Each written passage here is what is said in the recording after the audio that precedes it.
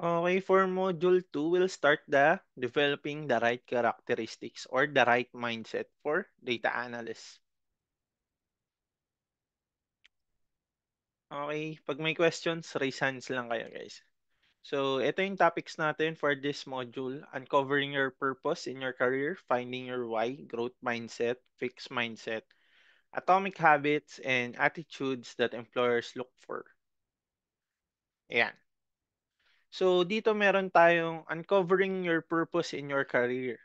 Basically, ito yung sample ng MBA core values. So dito, values are the principles and belief that guide our choices, actions, and behavior. They serve as a moral compass helping us make decisions that align with our true selves. So ito yung susundan natin. Sa MBA, ito yung sample ko, four pillars of success. So para sa akin, yung four pillars of success ko and ng MBA is adaptive learning, continuous pursuit of new knowledge, adapting to new technology. Second, innovation, creating new and unique ideas and implementing them. Third is accountability. So take ownership for the work that you do and the business you are working for. Number four, creating value. So strive to create impact in the workplace and in the society. So usually sa mga companies, ito yung laging sinusundan. Like, katulad sa company namin, we have this core values called impact. So, inclusion, mastery, action, purpose, and then teamwork. Okay? So, yung work namin umiikot dun sa core values na yun. And dapat itong pillars of success nyo, dito iikot yung gusto nyong mangyari sa buhay nyo? Or ano ba yung ideal na foundation or pillar ng buhay nyo para maging successful kayo sa tingin nyo? So, later may activity kayo dito na ito yung gagawin nyo. Ayan. So, next naman dito is finding your why. Yung golden circle na to is gawa ni Simon Sinek. Meron ba ditong familiar kay Simon Sinek? Wala. Simon Sinek? May nagbabasa ba ng libro niya? Si Hendrix, si Primo. Meron pa bang iba? Wala. Okay. So, finding your purpose or finding your why is the innermost circle of golden circle. So, your why is your purpose, cause, or belief. And we say what we do, we sometimes say how we do it, but we rarely say why we do it. But the why is the most crucial part of any endeavor or communication. So, ito daw yung pinakamahalaga.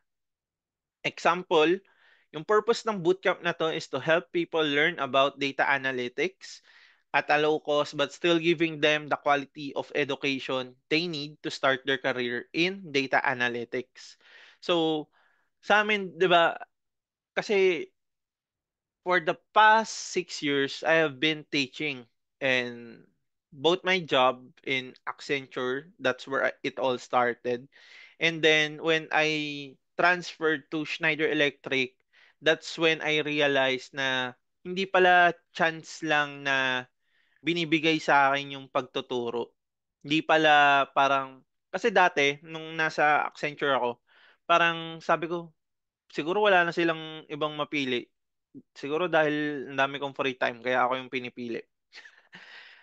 So, nung hindi ko pa nare-realize na parang calling ko siya, no? Lately ko lang siya na-realize, 2023, so nasa Schneider Electric na ako. Na-realize ko, natap na naman ako as a bootcamp instructor for Tableau naman. So, doon, na-realize ko na parang lagi ako. Hindi, so, pumasok sa isip ko na baka may ibang sinasabi sa akin. Baka ito yung calling ko na makapagbigay ng education sa mga tao or baka ito rin yung way para maging fulfilled ako. Kasi merong mga tao guys na sobrang yaman na nila. Mga milyonaryo, bilyonaryo. pero hindi pa rin sila fulfilled. So, for me, yung fulfillment ng sarili mo is also a way for you to become successful, or sa madaling salita, it is my way of saying that I am successful. Kasi I am currently fulfilled in my role, in what I do, and I am very happy in giving what I have to other people. And also, the reason why I am studying is because I cannot give what I do not have. So for us to give this type of education, this type of learning, I have to push myself to become greater as well, to know more, to know better. Kasi hindi ako makapagbigay ng mga ganitong type of education or learning sa inyo kung me myself doesn't have it, or doesn't have this knowledge or pool of knowledge. So, ano ba yung how? Si how yung middle circle na nagre-represent ng process or approach kung paano mo a-achieve yung why mo. So, it's about your unique way of doing things. Your how is closely linked to your strengths, skills, and the actions you take to fulfill your why. So, make our pricing so affordable and offer promos to make it more light to the pocket. At the same time, get mentors who has the same background as them to make them relatable to their experience. So, yung mga mentors natin, kinuha ko, si Ja, galing siya sa BPO, call center, and then nag-transition siya to data analytics. Although IT na siya. Yung mentor natin na si Martin, bago nating mentor, um, ang course niya naman is ECE, pero nag-shift din siya ng career into data analytics. So, para sa akin kasi, it is better for you guys to learn from those who have done it, who have completed it, 'di ba? Kasi parang medyo ano naman kung sa akin manggagaling na background ko, IT, tapos nagsimula naman ako, data analytics na. Pero what if you have mentors that have the same experience as you, 'di ba? Mas relatable. So for me, mas magpupursige kayo na meron kayong role model na katulad nila. That's why I find those kind of mentors for you. So ayun. Hopefully kahit dun sa ibang mga students natin dito na naka-attend na ng batch 1, batch 2, batch 3 is makapag attend pa rin kayo kasi may bago tayong mentor. So basically, maybe may bago rin siya mga techniques or bagong tips na pwedeng ma-share sa inyo. So, ayun. Okay. So, yan yung ano natin. Why and how. Sa what naman, ito yung outermost circle natin. It is about the things you do or the roles you have in your career or personal life. What do you do? It's important but it's not the starting point. What you do is a byproduct of your how and why. So, example dito, ano yung ginagawa natin? So, what do? Is we do live session bootcamps, activities, quiz, recitation, presentation, interactive teaching, and personal mentoring. So, makikita nyo, connected silang lahat. Di ba? So, that is our golden circle. So, kakasabi lang natin dito, recitation. Sir Marcus, bakit sa tingin mo mahalaga tong golden circle para sa atin? Para mas malaman mo kung saan mo dapat focus yung career or yung path mo sa career ganito. Okay. Naniniwala ka bang totoo yun, sir?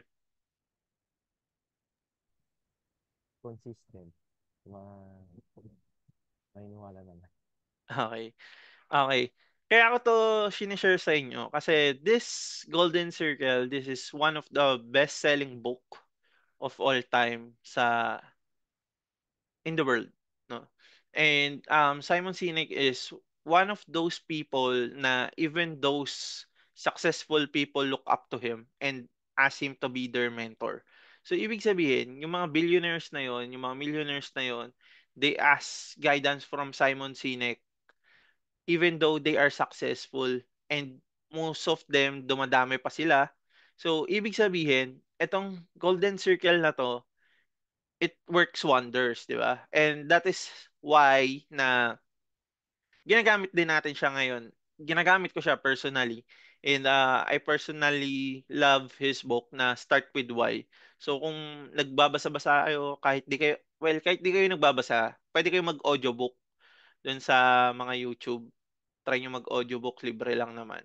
Kung may ginagawa kayo, makikinig lang kayo doon habang may ginagawa kayo. Para na re-retain nyo yung knowledge even though na may iba kayong ginagawa. So, ayan. Ito daw yung major causes of failures natin. So, ayan. After finding our why, we usually are excited, energetic, enthusiastic, motivated. Pero, after natin maka-encounter ng failures along the way, we tend to be sad, depressed, frustrated, and demotivated. Then, we will forget mali pa yung grammar dito. We will forget our why. Thus becoming a mediocre our whole life. So, ayan. Ito daw yung mga examples ng major causes ng failure. So, di na natin isa-isahin pero makikita natin dito na ano sa tingin nyo, ano yung top 5 na nagmarka sa'yo, Catherine Bautista? Kat ba? Kat na lang. Kat. Ano yung top 5 sa tingin mo dito na sa examples natin yung nagmarka sa'yo on major causes of failure na nakaka-relate ka?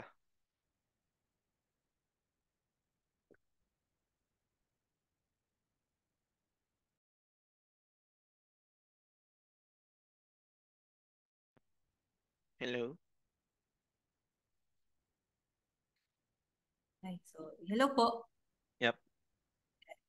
Ayan po, yung una po ay procrastination. Parang halos kalaman talaga dun ng majority sa atin. Kapag may gustong gawin, so una lang masipag, tapos eventually give up na kasi Mm. na focus sa ibang bagay. Eh, Tapos, yun, negative personality din po. Kapag masyadong negative, hindi tinignan yung positive side din sa isang bagay. Yun po. Ano Top ba? 3 po. Lima-lima. Ay, 5. Oo. Ah, lack of, ay hindi. Lack of confidence din po. Parang katulad lang din sa negative personality.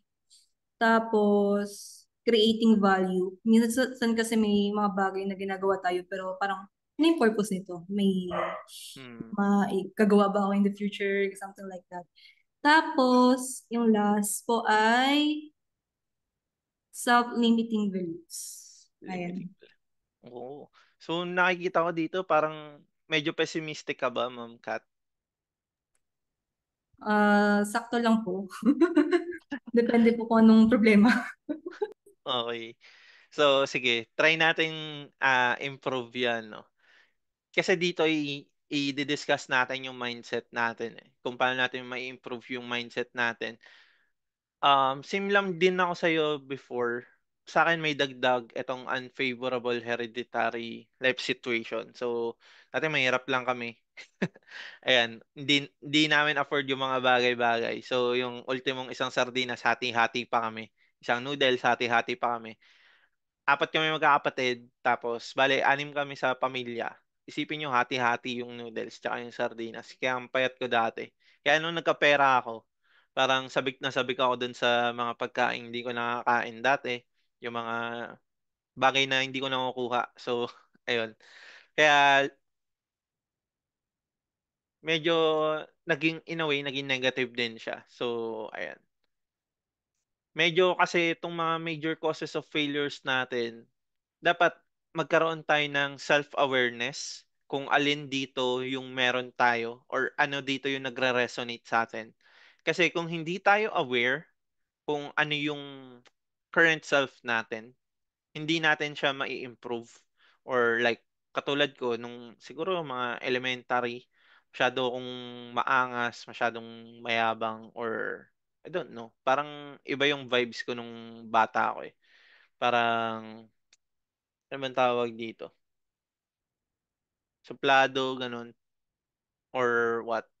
Basta, feeling ko negative yung personality ko nung bata. And medyo nag-improve nung high school. And then, totally nag-improve na siya nung college. Nung napasama na ako sa right circle of friends. So, ayun, sumali na ako sa mga religious org. Tsaka medyo nagbago yung buhay ko, no? Nagbago yung perspective.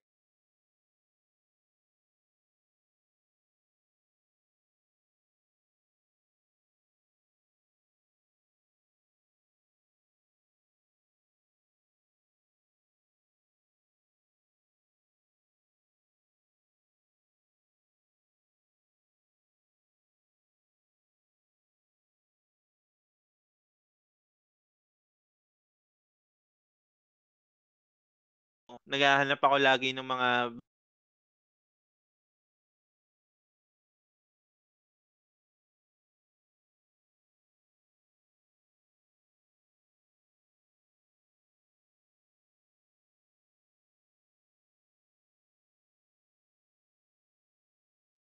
sorry na DC, saan nawala?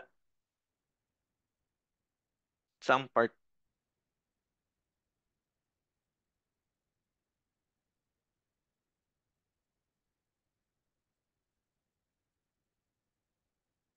Kita na po ba? Saang part nawala? Sa wrong circle of friends ba? Yes, yung college. Ayun. So, nung college, ayun, napasama sa mabubuting mga tao. So, medyo nag-evolve tayo doon. Naging Charizard de joke. Nag-evolve tayo into a better person. So, nagkaroon ng self-growth, self-realization. Parang nalaman ko na yung mga, syempre yung mga, hindi naman tayo perfect. So, as we grow old, nagmamature tayo, nalalaman natin yung mga tama at hindi dapat gawin. Ayan. So, basically, um, kailangan natin matutunan kung ano muna tayo ngayon, kung ano muna yung mga negative natin. Kasi in the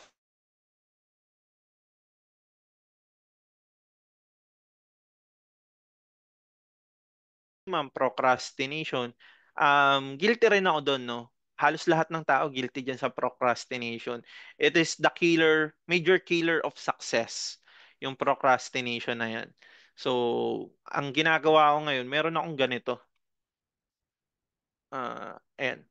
So, timer siya na ginagamit ko for, kunyari, magsiset ako ng oras. Ayan. So, 5 minutes. Ayan. 5 minutes, kunyari, 30 minutes, or ano. Basta kung may mga task akong gagawin, and parang, kunyari, manonood ako ng Netflix, manonood ako ng anime, tapos, hindi ko namamalayan, sobrang dami ko nang napanood, hindi ko pa natatapos yung mga dapat kong gawin. So, ngayon, ang ginagawa ko, tinatimeran ko na lang para, uy, kailangan mo nang gawin to. Parang, kasi kailangan maging self-accountable ka eh. Or else, hindi mo matatapos yung mga dapat mong gawin. Same din dun sa mga courses. Yung iba dito, nahihirapan makatapos kasi hindi nila ginagawa masyado yung mga activities. So, dahil sa procrastination din, mamaya ko na lang gagawin, madali lang naman yan. Hanggang sa hindi na nagawa, tas natambakan na ng natambakan. 'Di ba? Yun naman usually yun eh. Noong nagsisimula ako mag-take ng mga courses, ganun din ako. Hindi rin ako ah, masipag, no? Pero nung na-realize ko kasi yung value na nami-miss out ko doon sa pagpo-procrastinate ko, medyo ayun, nagbago lahat lalo na kung meron ka mga goals na achieve, lalo na kung medyo mataas yung mga goals na yun. Like medyo ambisyoso ka. Ako parang kunyari ako gusto ko magka-sports car, gusto ko magkabahay. Pero paano ko ma-achieve yun kung patamad-tamad ako, 'di ba? So, ayun. Yes, tama kay Primo. Pomodoro technique. So, you will break yung mga tasks mo sa simple or micro tasks na itatime mo siya and then dapat gagawin mo siya. So, sa akin parang ang ginagawa ko, pag hindi ko nasunod, is magkakaroon ng punishment. So, for example, hindi ako kakain ng ano, pag di ko nagawa di ako kakain ng gusto ko or parang itlog lang ulam ko kung hindi ko nagawa yung task na kailangan ko matapos. So, kailangan may punishment siya para magmamarka na hindi mo na siya uulitin. Kasi kung wala siyang punishment, parang uulit at uulit ka lang. Yun din yung turo sa amin ng mentor namin ni Primo sa stock trading, si Boss Robbie. So, dapat may punishment ka lagi pag may mali kang ginagawa sa sarili mo. So, ayun. Na-gets na ba to?